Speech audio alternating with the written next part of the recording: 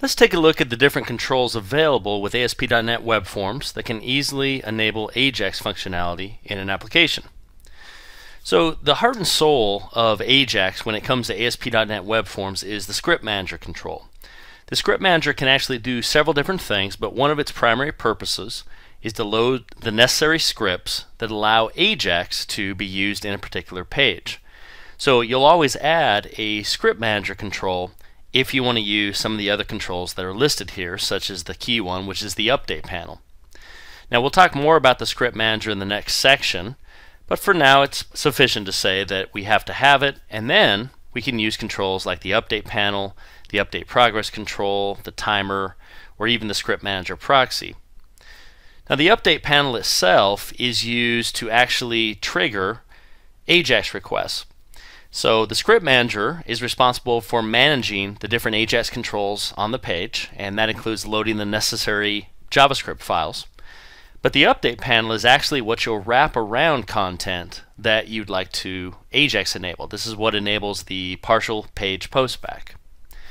The Update Progress control is useful when you'd like to provide some type of a visual as an AJAX call is started. Now some AJAX calls might only take a second or two, and in that case you might not need to show the user anything.